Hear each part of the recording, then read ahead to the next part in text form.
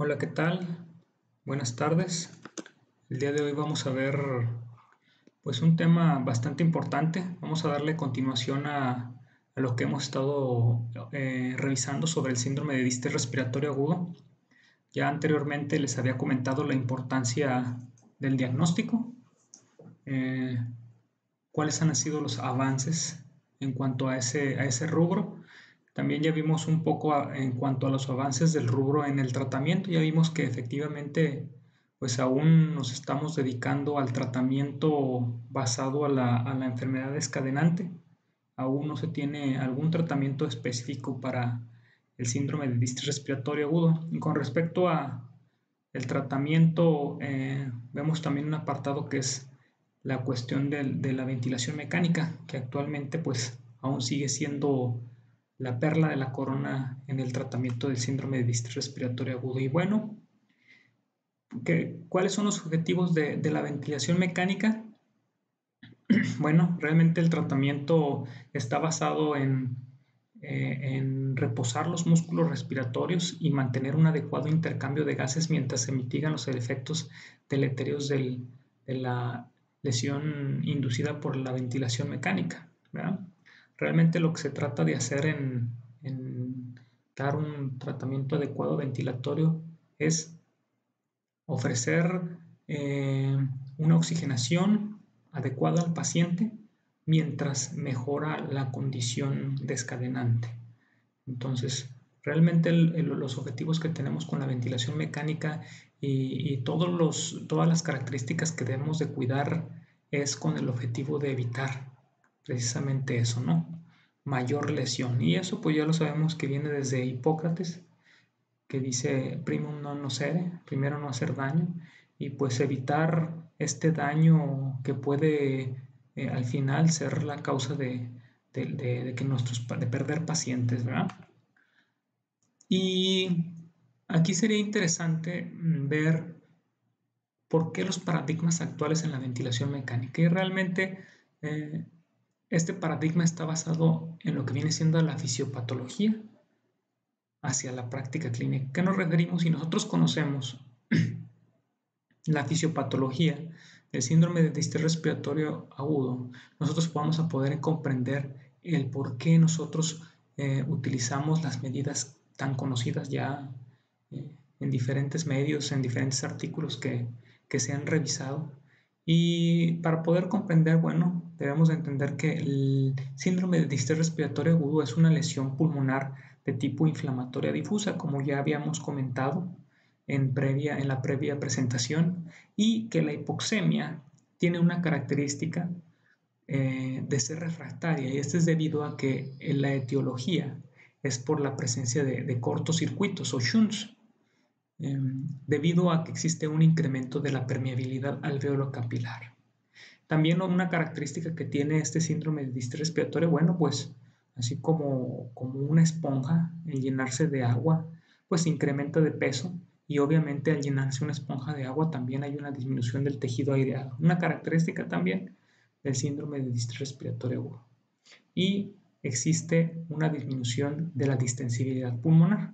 Ya veremos en un ejemplo más práctico, más comprensible, sobre cómo se pierde la distensibilidad en el pulmón. Bueno, primero nos vamos a basar en cuanto a por qué ocurre hipoxemia en el paciente con síndrome de distrés respiratorio agudo. Y esto es muy interesante porque en base a estos conocimientos nosotros vamos a comprender mucho el por qué hacemos lo que hacemos en tantos cuadros que de repente vemos en internet de las medidas de protección pulmonar, volúmenes bajos, presión, incremento de la presión al final de la expiración.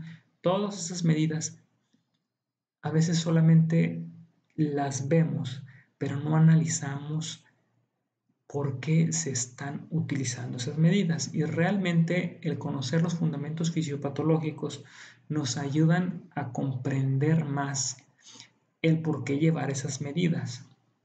Bueno, para empezar, me gustaría iniciar explicando pues las principales causas de hipoxemia. La primera de ellas es la ocasionada por la hipoventilación, en la que existe una afectación a nivel de lo que viene siendo el sistema de conducción aéreo, que hablamos desde lo que viene siendo la vía respiratoria alta hasta lo que viene siendo los bronquiolos prácticamente terminales, ¿verdad?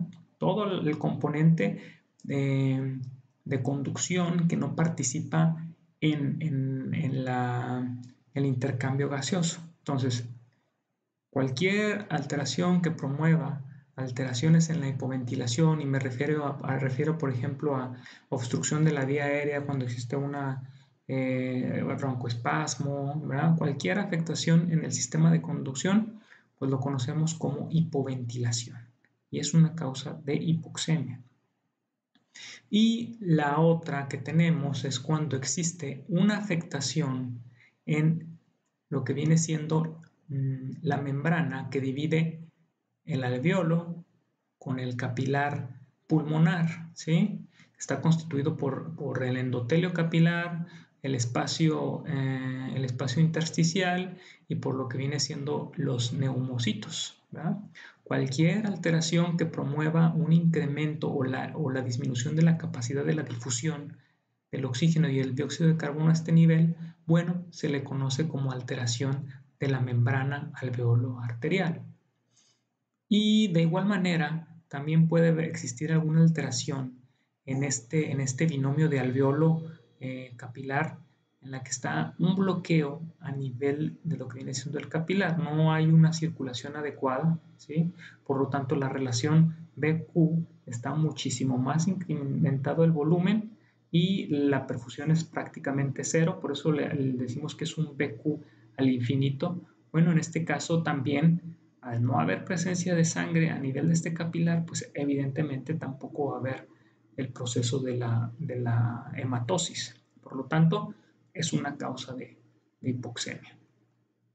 Ahora, ¿por qué es importante considerar las causas de hipoxemia? Porque pues también de ahí dependerá si nosotros tenemos un paciente que tiene hipoxemia y que va a ser respondedor a la administración de oxígeno. Por ejemplo, un paciente que tiene broncoespasmo, que tiene un problema en la ventilación, realmente si se incrementa la cantidad, la concentración de oxígeno que administramos al paciente, pues va a haber una corrección de la hipoxemia.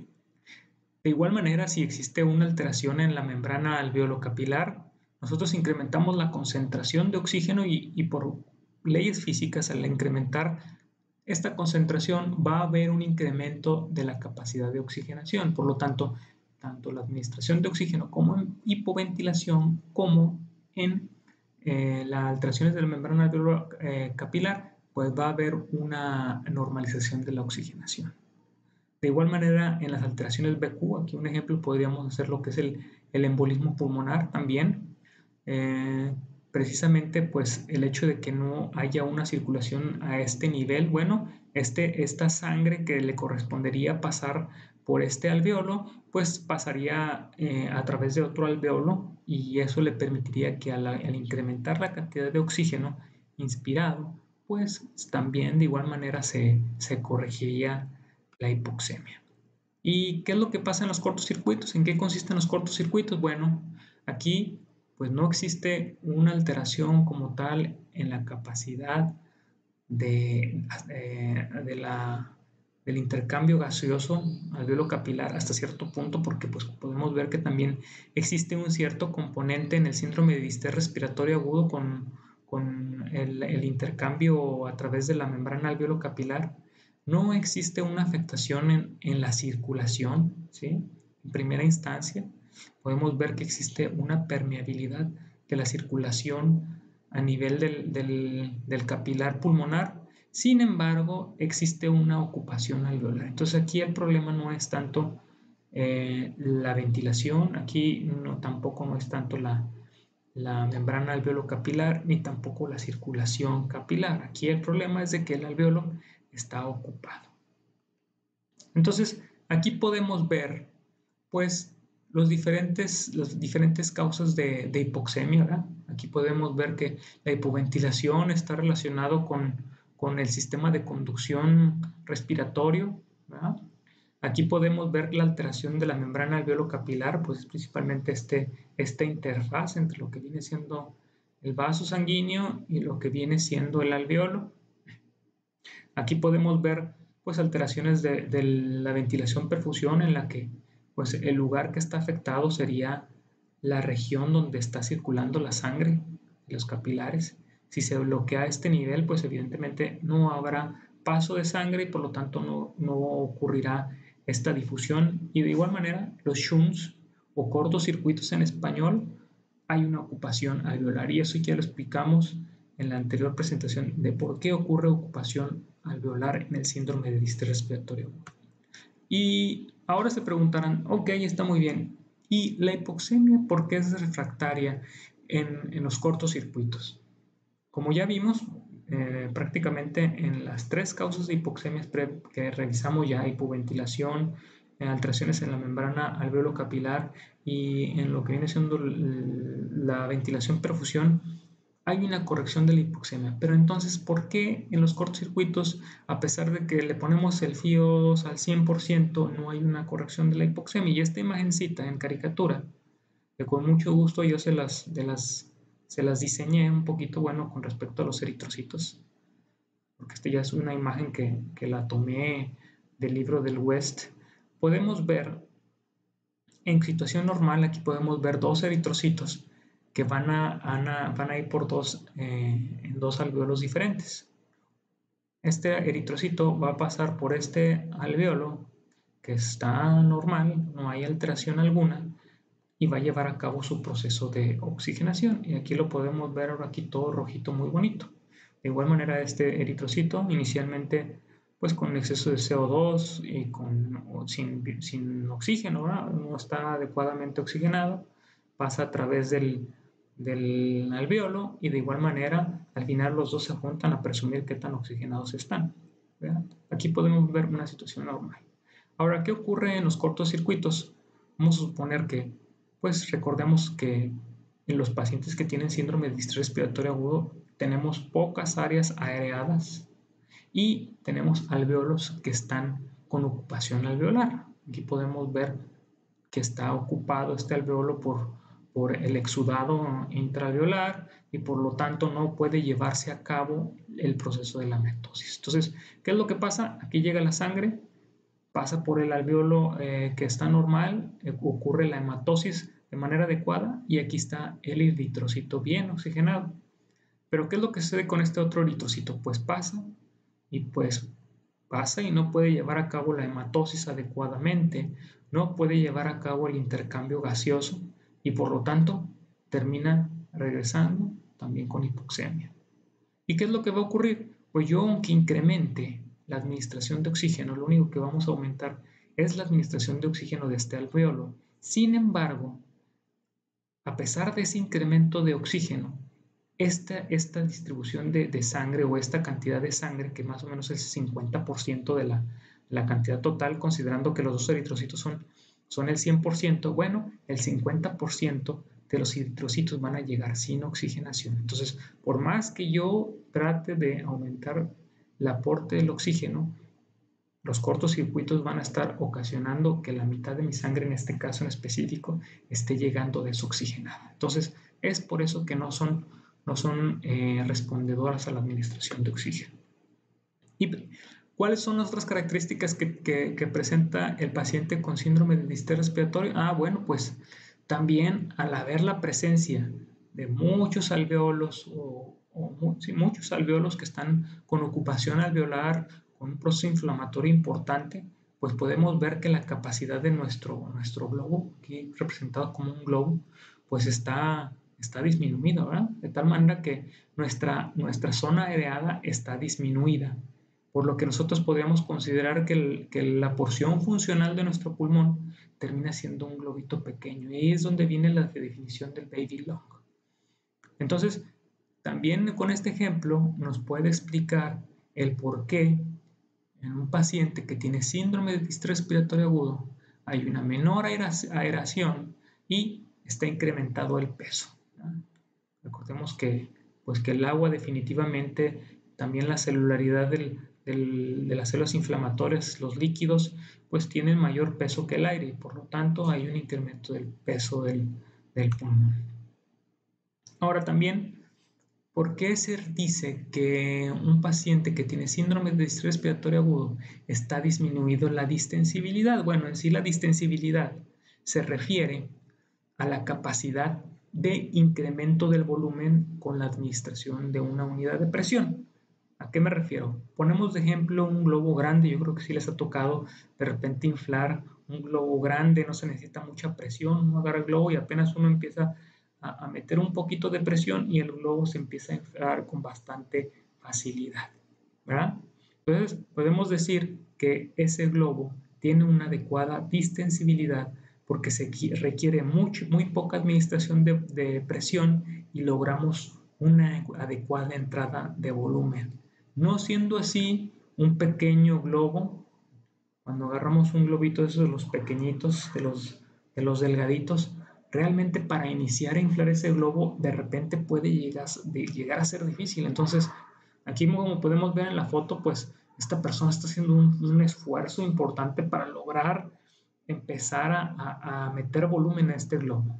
Entonces, como podemos darnos cuenta, en la distensibilidad, este globito azul tiene mayor distensibilidad porque podemos pasar mayor cantidad de volumen con menor presión, a diferencia de este globo pequeño que necesitamos mayor cantidad de presión y pues realmente entra muy poquito volumen.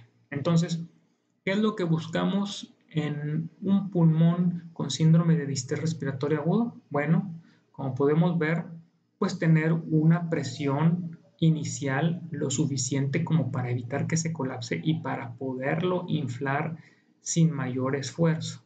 Pero de igual manera, necesitamos no meter tanto volumen para evitar que se distienda en exceso, porque de igual manera, como es un globo pequeñito, si nosotros le metemos mucho volumen, pues ese globo puede reventar. Entonces, ahí es donde se fundamenta el por qué yo necesito manejar volúmenes bajos en un paciente con síndrome de distrés respiratorio agudo y de igual manera necesito manejar una presión al final de la expiración lo suficiente como para mantener los alvéolos abiertos y evitar esto que es el colapso alveolar, que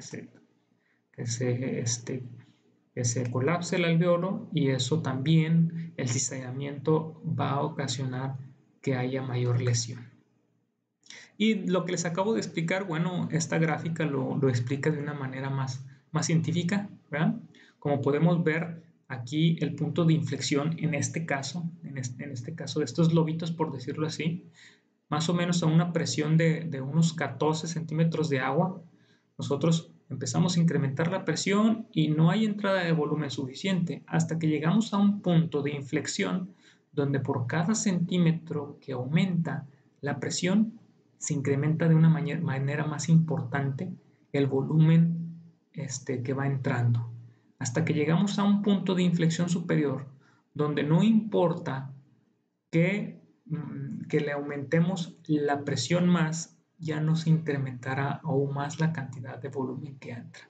Entonces, idealmente nuestro paciente los debemos de manejar en estos puntos, ¿verdad? En la que pues una presión al final de la expiración suficiente nos va a ayudar a evitar el colapso alveolar y de igual manera un volumen bajo, un volumen limitado nos va a ayudar a evitar también un exceso en la entrada del volumen y mucha distensión del pulmón. Y pues efectivamente eso es lo que trata de evitar el manejo ventilatorio de volúmenes bajos y un PIP alto o PIP alto, ¿verdad? La ventilación, la lesión pulmonar inducida por la ventilación, mejor conocida como PILI, en la que podemos ver aquí unos alvéolos que están totalmente colapsados, ¿verdad? Se le conoce como atelectrauma. Y de igual manera aquí podemos ver pues un pulmón en la que tiene mucha heterogeneidad y podemos ver muchas áreas colapsadas. Precisamente es lo que tratamos de evitar al utilizar el PIP alto. Y de igual manera, aquí podemos ver otro problema de sobredistensión ocasionado por incremento del volumen o dar un volumen demasiado alto puede generar también lesión. También existe el problema del biotrauma, ¿verdad? En la que pues existe liberación de citocinas inflamatorias y eso va a generar también pues que se incremente la respuesta inflamatoria y que haya empeoramiento del daño alveolo capilar. Y como podemos ver, pues aquí están involucrados muchas citocinas. El mismo FiO2 también incrementado, también recordemos que el oxígeno es oxidante, valga la redundancia, y también puede promover mayor lesión. Así también el oxígeno puede promover lo que son atelectasias, debido a que los alveolos que no están nitrogenizados lo suficiente, ¿verdad? El nitrógeno es un gas que no puede difundir hacia lo que viene siendo la sangre, por lo tanto podemos decir así en términos muy burdos que le da cuerpo al alveolo. Entonces también es importante, una vez que se logren metas, tratar de tener el menor FiO2 posible. Y aquí podemos ver los principales artículos que sustentan el fundamento del volumen bajo, del PIB alto para el tratamiento de los pacientes que tienen síndrome de distrés respiratorio agudo, basados en el hecho de que su etiología son cortocircuitos y que queremos evitar mayor lesión pulmonar inducida por el ventilador, por atelectrauma, por volutrauma y por biotrauma. Y como veremos más adelante, existen otros paradigmas que hablan también de miotrauma, ergotrauma y otros conceptos que se han estudiado últimamente. Pero bueno, de manera general, desde el 2000, con el ARTS Network, podemos ver que ya se utilizaba el paradigma de los volúmenes bajos. De igual manera, con el Express, el paradigma de la presión al final de la aspiración.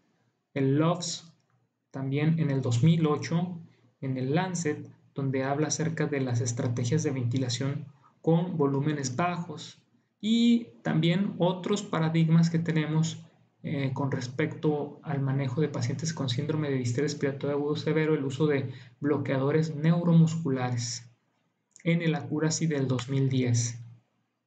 El Proceva, que veremos un poco más adelante, que es la pronación de los pacientes con síndrome de distrés respiratorio agudo.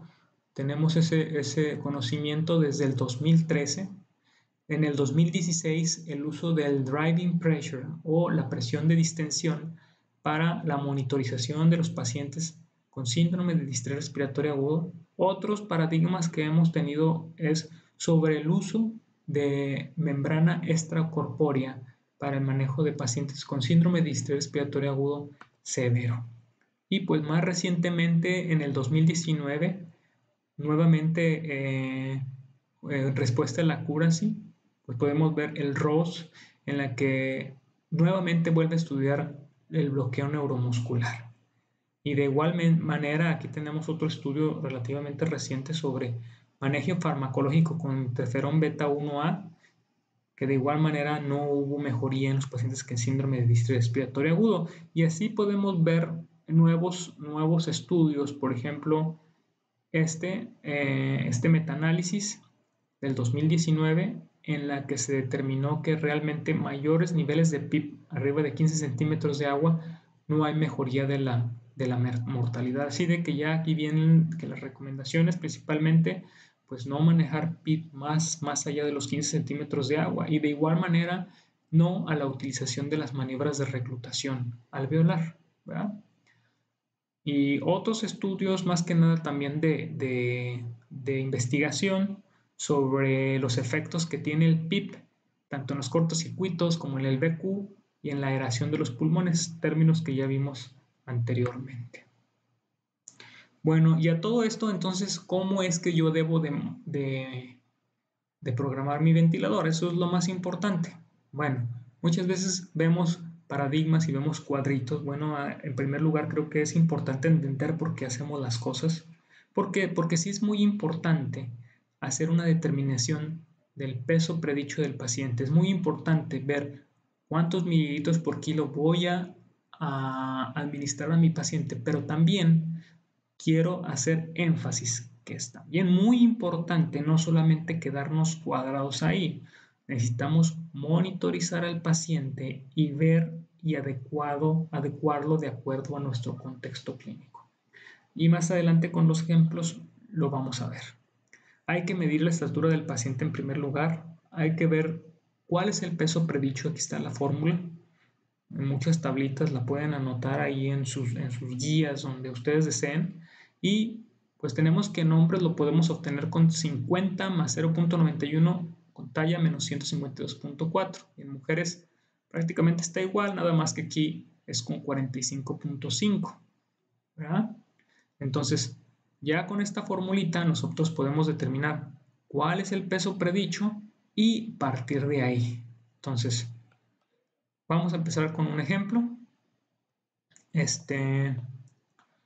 Pero antes que nada, bueno, aquí vamos a ver lo que viene siendo cómo programar nuestro ventilador. Ya vimos, primero vamos a obtener el peso predicho, después vamos a calcular cuánto volumen vamos a administrar. Es bueno iniciar con 6 mililitros por kilo hora, ¿verdad? Y también tenemos que hacer otras monitorizaciones como viene siendo la presión meseta. También hay que hacer otras monitorizaciones como son, que es cuánto es de distensibilidad o cuál es la distensibilidad de nuestros pulmones. Y de igual manera tenemos que ver cuál es la presión de distensión. Estos son los puntos que debemos de monitorizar. Y para poder hacer esa monitorización, bueno, pues necesitamos hacer un procedimiento que consiste en, durante la fase inspiratoria, necesitamos poner una pausa inspiratoria para obtener esta presión, que es la presión meseta, ¿verdad? Que nos va a hablar de una presión de lo que viene siendo los pulmones como tal. Realmente la presión máxima nos da cuáles es las características físicas, pero del sistema de conducción. Para nosotros poder valorar cuáles son las características físicas de nuestro pulmón, pues definitivamente tenemos que hacer la pausa inspiratoria. Y a eso nos va a arrojar un valor que más adelante vamos a ver para qué lo utilizaríamos. Y aquí ponemos un ejemplo, porque no hay nada mejor que entender las cosas a través de los ejemplos. De un paciente fulano de 30 años y pues de manera general podemos decir que tiene influenza, es el diagnóstico presuntivo y tiene una estatura de 1,80, es un paciente alto. Entonces, a partir de esto utilizamos nuestra formulita, ya saben cuál es, y obtenemos un total de 450 mililitros al calcularlo a 6 mililitros por kilogramo. Uno pensaría que hasta ahí ya es suficiente, pero no. Lo que sigue es hacer la monitorización del ventilador. Bueno, tenemos que este paciente está saturando el 85%, ¿verdad? Tiene una gasometría PaO2 de 70 milímetros de mercurio, tiene una presión pico de 33 centímetros de agua, ¿verdad? Es la presión más alta que te la arroja el mismo ventilador como presión pico o presión máxima. Y al hacerle la pausa inspiratoria, darle clic ahí, tiene que fijarse en el ventilador, tiene un botoncito que dice pausa inspiratoria o pause, inspiratory pause. Le ponemos transitoriamente durante unos segundos en la pausa inspiratoria y nos arroja este valor, 32 centímetros de agua. Entonces, a partir de estos datos, a partir del volumen total, a partir del PIB y a partir de lo que viene siendo la presión meseta, nosotros podemos obtener información valiosa para ver cómo está nuestro paciente. En primer lugar, ¿cuál sería la relación PaO2-FiO2? Bueno, tenemos un FiO2 al 100%, por lo tanto, el PaO2 que tengamos será prácticamente el PaO2-FiO2, que sería 70. Aquí podemos ver que pues, la presión meseta es precisamente esta presión que nos arrojó al darle la pausa inspiratoria, y pues el PIB es la presión más baja que encontramos en nuestro gráfico, ¿de acuerdo? Entonces, ¿cuál va a ser nuestra PaO2-FiO2? 70 milímetros de mercurio. Estamos hablando de que es un síndrome de distrés respiratorio severo. ¿Y cómo obtenemos nuestra distensibilidad? Bueno, pues lo único que tenemos que hacer es hacer una división entre lo que viene siendo nuestra presión meseta menos el PIP y dividir el volumen tidal con el valor que obtenemos entre la resta entre la presión meseta y el PIP. Entonces, obtenemos que si tenemos 4, si tenemos 32 menos 5 son 27 y tenemos 450 entre 27, tendremos una distensibilidad estática de 16.66. Entonces, esa es la distensibilidad, es una distensibilidad muy, muy baja, lo que nos habla de que es un pulmón que está muy pequeño, muy poco distensible, se necesita mucha presión para poder inflarlo en términos podríamos decirlo así, más caseros. ¿Y cuál sería nuestra presión de distensión o nuestra driving pressure? Bueno, lo único que tendríamos que hacer es restar lo que es la presión meseta menos la presión PIP, que sería 27. Entonces, a partir de esta información debemos de sacar conclusiones. ¿Está bien? ¿Está mal? ¿Qué debo de hacer?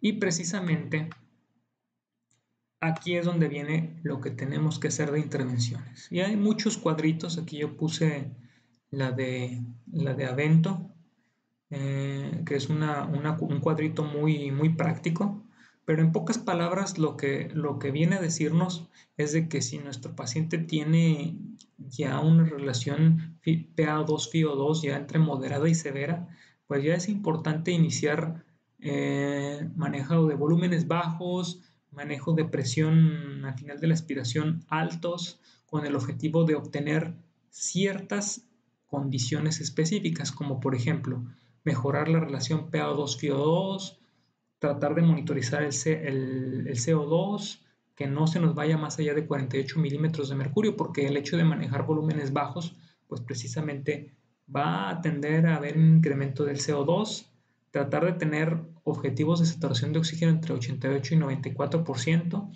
la presión máxima, si nosotros recordamos, estaba en 32, bueno, lo tenemos todavía en los objetivos limítrofes, y la presión meseta, pues sí la tenemos que tener en valores menores de 30, preferentemente menores de 27.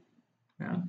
Y la presión de driving pressure o la presión de distensión sí tiene que ser menor de 15, preferible de 13. Entonces, si nosotros recordamos, pues estamos fuera de meta, ¿verdad? Tenemos una presión meseta mayor de 32 y cuando al menos la deberíamos tener menos de 30. Tenemos una driving pressure de 27 cuando deberíamos tener idealmente menor de 15, menor de 13. Entonces, aquí es donde viene hacer nuestras intervenciones. Entonces, ¿de qué manera podemos hacer pues que precisamente nuestro paciente tenga mejoría en cuanto a sus características físicas de ese pulmón? Bueno, pues en primer lugar vamos a tener que incrementar nuestra presión inicial, nuestro PIP. ¿Con qué tanta presión vamos a iniciar el inflado de nuestro globo pequeño? Bueno, podemos ver que aquí ya incrementamos el PIP y de igual manera como tenemos una presión meseta no en objetivos, de 32, pues vamos a tener que calcularle el volumen tidal ya no en 6, sino en 5 mililitros por kilo. Entonces ya no corresponderían los otros 450 mililitros, sino ya corresponderían 375 mililitros. Y de igual manera, hasta ahí no acaba. De igual manera nosotros titulamos el PIB, titulamos el volumen y de igual manera vamos a hacer nuestras medidas, nuestras mediciones. Entonces, tenemos que es 375, tenemos una presión pico de 25 centímetros de agua. Recordemos que el objetivo son menos de 30, menos de 32, nos damos por bien servidos. La presión meseta tiene que ser menos de 30 y precisamente aquí la tenemos en 23 centímetros de agua. Entonces, podemos ver que la distensibilidad de nuestro pulmón mejoró de manera importante. De tal manera que si hacemos el cálculo de la distensibilidad, tenemos primero que hacer la resta entre la presión meseta, que es 23, menos 10, que es la presión PIP, tenemos que es 13, entonces tenemos que dividir 375 entre 13. Ya tenemos una distensibilidad de 28.8. Y ahora habrá que obtener la presión de distensión. Entonces, la manera en la que nosotros podemos obtener esa presión de distensión es restar lo que es la presión meseta, que es 23, menos 10, que es el PIB, y obtenemos un valor de 13. Entonces, como podemos ver, ahora sí, con estas modificaciones que hicimos al ventilador, ya nos encontramos con objetivos. Si fue necesario, pues en este caso disminuir más el volumen tidal, fue necesario manejar mayor PIB y obtenemos pues objetivos en cuanto a las propiedades físicas del pulmón. Mejor distensibilidad, tenemos un driving pressure o una presión de distensión menor de 15, que es lo ideal, ¿verdad?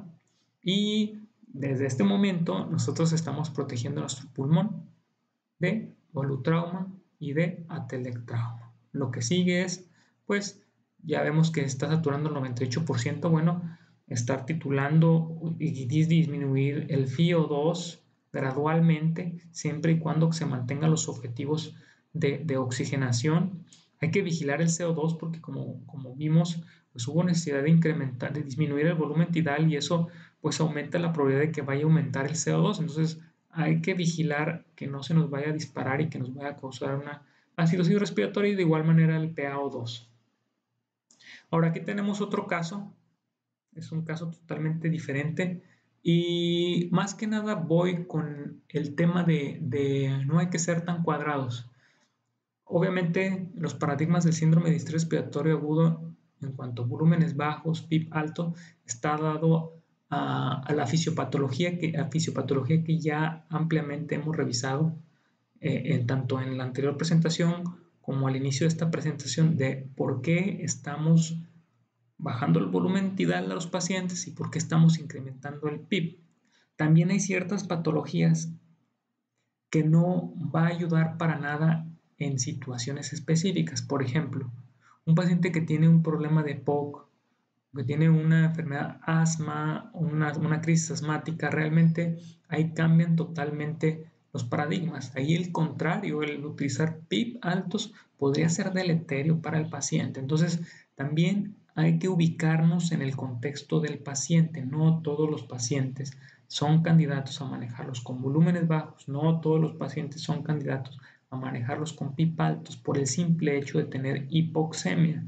Hay que evaluar bien el caso para poder determinar cuáles van a ser los parámetros ventilatorios que le van a ayudar a mi paciente. Por ejemplo, aquí tenemos un paciente perengano de 40 años que llega con una neumonía adquirida en la comunidad, pesa 75 kilogramos, tiene una saturación de 99%, realmente no hay mayor problema en su oxigenación, tiene una PaO2 de 330 milímetros de mercurio, tiene una presión máxima de 15 centímetros de agua y una presión meta de 12 centímetros de agua. Si le ponemos un volumen tidal de 525 mililitros, podemos ver que su distensibilidad es de 65 mililitros de centímetros de agua, es una distensibilidad muy buena y su presión de distensión es de 8 centímetros de agua. Y aquí podemos ver que su volumen corriente es de 525, es un volumen corriente alto. Y de igual manera estamos manejando PIBs muy bajos. Posiblemente este paciente no tiene ninguna afectación pulmonar en cuanto a cortocircuitos. Posiblemente aquí sería cuestión de valorar su resistencia a la vía aérea, pero definitivamente su problema no son cortocircuitos y la distensibilidad de su pulmón está más que bien. Entonces, este paciente no tiene síndrome de distrés respiratorio agudo, evidentemente. Y aparte de la ventilación protectora, pues actualmente solamente la evidencia ha demostrado una intervención que pues desgraciadamente aún no se lleva como con la frecuencia que uno quisiera. ¿Y de qué hablamos? Pues hablamos de la posición prono en aquellos pacientes que tienen un síndrome de distrés respiratorio de moderado severo o que tienen menos de 150 milímetros de mercurio de la relación PaO2-FiO2. Y pues definitivamente es importante porque también no todos los pacientes se tiene la facilidad de llevarlos a la pronación, ¿sí? Existen ciertas limitaciones, pero en medida de lo posible es una intervención que debemos aprender a hacer. Hay que ofrecerles ese beneficio a los pacientes. Entonces, en este video, que también viene agregado en el artículo de Proceva del 2013 del New England, pues aquí viene cómo hacer en 5 pasos la pronación. Y el primero es la preparación, en la que pues el equipo se prepara para realizar la pronación. En primer lugar, pues checando de que no vaya a haber alguna desconexión de algún monitor, que se vaya a jalar alguna de las vías de ahí del catéter central, que no se vaya a extubar. Entonces hay que poner todo en orden antes de llevar a cabo el procedimiento. Entonces, también una cosa siempre hay que asegurar el tubo endotraqueal, no se vaya a extubar porque entonces saldría más caro el caldo que las albóndigas. Hay que poner sus parchecitos para tratar de proteger las áreas óseas y no se vayan a formar úlceras. Entonces también hay que ir preparando todos los insumos que se van a necesitar para acomodar al paciente. Ahora lo siguiente va a ser la movilización horizontal. Hay que dejar un espacio para poder llevar a cabo la pronación del paciente. Hay que poner una de las manitas, que podemos ver aquí, en la parte inferior del cuerpo, ¿sí? Para que a la hora de hacer la pronación no vayamos a lastimar a la paciente. Hay que hacer también, pues, aprovechando en cambiar las sábanas. Entonces aquí podemos ver que están colocando la nueva sábana, ¿sí? Posteriormente poner a la paciente en una posición lateral y ahí en esa posición pues nuevamente hacer el recomodo de tanto de los parches donde se va a llevar a cabo la monitorización del paciente. Hay que acomodar y darle orden a todos los cables que se van a necesitar, ¿sí? Y posteriormente ya en el último paso hacer la pronación completa, ¿verdad? Que este ya sería pues el cuarto paso. Y en este caso, pues miren, ya llevamos a nuestro paciente a una pronación total, ayudado obviamente con la sábana. Y posteriormente, como quinto paso, así lo consideran, pues es el postpronación. ¿Y en qué va a ser, en qué consiste este último paso? Ah, bueno, pues en colocar los diferentes monitores donde debe de ser, asegurarnos de que todo esté en orden, que no haya problemas con lo que viene siendo las vías de administración de fármacos. Y por último, también nos ofrece un video, ya después de haber llevado las 16 horas al paciente, pues hay que movilizarla nuevamente a una posición normal y de igual manera va a ser un traslado horizontal del lado contrario, hay que ponerlo de igual manera de lado. Obviamente antes de hacer eso también hay que poner su manita abajo de su cuerpo para no lastimarla en el momento de llevar a cabo la pronación. De igual manera hacer el cambio de los diferentes receptores para monitorización de los signos vitales, poner su sábana para llevar a cabo otra vez hasta a una posición supina completa. Reacomodar a la paciente y nuevamente pues revisar que todo esté en orden, ¿sí? Que no haya ningún problema en el proceso del retorno al supino. Y pues definitivamente es algo que debemos de practicar, ¿sí?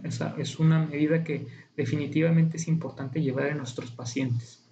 Y pues existen otras modalidades ventilatorias, pero bueno, aún son paradigmas nuevos, ya los han comparado con lo que ya conocemos sobre la ventilación protectora y pues realmente no ofrecen un beneficio adicional. Tenemos el ventilación de alta frecuencia, el APRB, y pues no dejan de ser medidas convencionales que serán considerados solamente en caso de que, a pesar de que estamos ofreciendo al paciente todo, no logramos objetivos, como aquellos pacientes que tienen una relación PaO2-FiO2 menor de 80, menor de 60 en otros autores, y pues ahí es donde podemos llegar a considerar estos métodos ventilatorios. Pero de igual manera, recordemos que si tenemos la capacidad de tener un ECMO, ¿verdad? Bueno, pues hay hospitales que cuentan con toda la tecnología, hay que buscar ofrecérselo a los pacientes que realmente se les ofrece de beneficio, ¿de acuerdo? Que son los pacientes que no han tenido una adecuada respuesta y las vamos a considerar como si fueran pues medidas de rescate.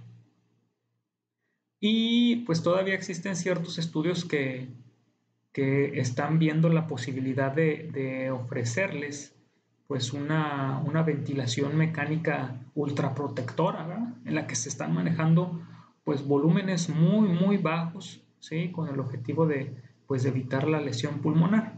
Y pues aún están en estudio los sistemas de extracción extracorpórea del dióxido de carbono.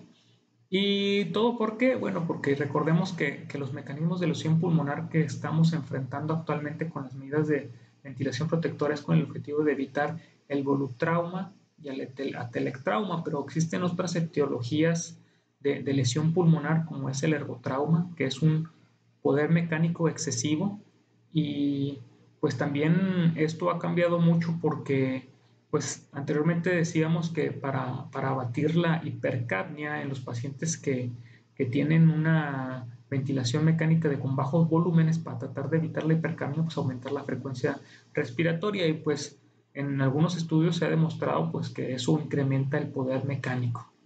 Entonces, pues tampoco aumentar la frecuencia respiratoria sería un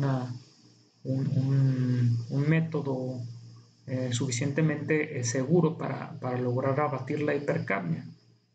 Porque han encontrado, bueno, que también el poder mecánico, aquí podemos ver las formulitas, donde considera la frecuencia respiratoria, el volumen corriente de los pacientes, la presión meseta y el PIP. Bueno, comentan que poder mecánico menor de 12 pues es un pulmón sano, un pulmón con un poder mecánico mayor de 17, bueno, pues ya es de riesgo, ya hay una lesión de ergotrauma, y no se diga si es mayor de 20 joules, hablamos de un ergotrauma importante. ¿Y en qué me refiero con respecto a la frecuencia respiratoria? Porque podemos ver aquí el mismo caso de 6 mililitros por kilo, un paciente que le calculamos a 499 mililitros total, que mide 189 centímetros de altura y tiene una presión meseta de 30, está en objetivos, está en límite alto pues, pero está al fin y al cabo en objetivos. Y aquí tenemos una frecuencia respiratoria de 11.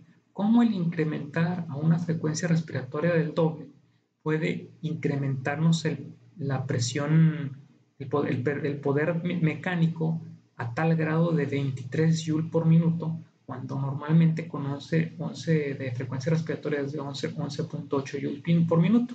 Y ahí es donde viene, pues, ayudarnos la extracción de CO2 extracorpóreo. ¿Y por qué? Porque seguramente si nosotros lo tenemos en una ventilación protectora en la que estamos manejando volúmenes bajos al paciente y vemos que tenemos una frecuencia respiratoria de 11 y tenemos un poder mecánico adecuado, a lo mejor no estamos teniendo una adecuada extracción de CO2 y a nuestro paciente lo tenemos en hipercapnia. Entonces, en vez de incrementar la frecuencia respiratoria, viene este aparatito a tratar de extraer el CO2. Entonces, como vemos, todavía existen estudios que están tratando de validar el uso de esta herramienta, pero que tiene un fundamento pues bastante interesante, ¿no? Los principales problemas que tenemos, uno de los principales problemas que tenemos cuando manejamos a nuestros pacientes con volúmenes bajos es precisamente eso, el CO2. Y pues ahora con los nuevos paradigmas del poder mecánico, pues nos viene a poner en jaque el hecho de que nuestro CO2 se eleve al tratar de mantener frecuencias respiratorias pues no tan altas, ¿verdad? Entonces de esta manera, bueno, ya nos daría la capacidad de poder utilizar eh, métodos de protección pulmonar, ultraprotección pulmonar con volúmenes muy bajos, con volúmenes corrientes muy bajos. Entonces, todavía hay mucho que hay que conocer del síndrome de distrés respiratorio agudo. No hay que ser cuadrados, ¿verdad? Recordemos que una cosa es lo que nos dicen las guías, hay que acoplarnos a las guías, porque yo sé muy bien que han notado que de repente lo que es un paradigma hoy es diferente en otros días y realmente lo que tenemos que hacer es acoplarnos mucho a lo que tenemos. Pero lo más importante es, en primer lugar, hacer lo que la evidencia nos dice. Pero también se encuentra el juicio clínico. Nosotros tenemos que tomar decisiones en base a lo que vemos en nuestro paciente. Entonces, hay que tener una buena comunicación entre médicos, hay que llevar un buen registro de lo que viene siendo nuestro caso clínico para tratar de ofrecerle lo mejor a nuestro paciente. Y me gustaría terminar con una conclusión sencilla. Creo que ahorita en las redes sociales con respecto a los tratamientos yo veo que se divaga mucho, que los tratamientos que sí, que no, que el diagnóstico. Ahorita es momento, en primer lugar, de hacer 5 pasos. El primer lugar es extremar precauciones. Hay que dar una ventilación mecánica protectora a nuestros pacientes. Hay que estudiar, hay que llevarlas, hacer las cosas como son, y lo resumiría como un di no a Billy. También, en caso necesario, hay que pronar a nuestros pacientes de manera temprana.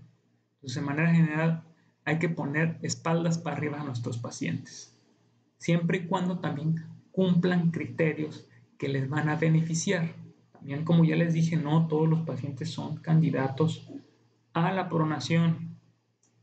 Hay que evaluar qué pacientes vamos a darles este beneficio porque se ha demostrado la evidencia clínica que sí les ayuda. También no nos olvidemos del tratamiento en base clínico. Recordemos que también hay influenza, hay neumonías atípicas y hay síndromes de distrés respiratorio agudo de otras etiologías. Entonces, no basarnos solamente en la moda y querer dar, pues, no ofrecer los tratamientos de acuerdo al juicio clínico que tengamos en ese momento. Hay que hacer su historial clínico adecuado, hay que hacer su exploración física adecuada, porque también de ahí nos vamos a basar en los tratamientos. Y definitivamente hay que tener paciencia con los tratamientos farmacológicos novedosos, ya que no hay una evidencia contundente, y recordar que la oferta de estos tratamientos se hará solamente en caso de estudios clínicos con consentimiento a familiares, debido a que los fármacos no son chocolates. Entonces, no hay suficiente evidencia. Yo sé que ahorita estamos alarmados en el tema del coronavirus, pero tenemos también que tener conciencia que esos tratamientos todavía no están avalados. Aparte de que posiblemente a estas alturas, por la mala información, ya están mal distribuidos esos fármacos. Entonces, aparte, ni siquiera los vamos a conseguir. Entonces, habrá que tener paciencia y sí utilizar las medidas que ya sabemos que tienen evidencia y que van a ayudar mucho a nuestros pacientes. Les agradezco mucho su atención.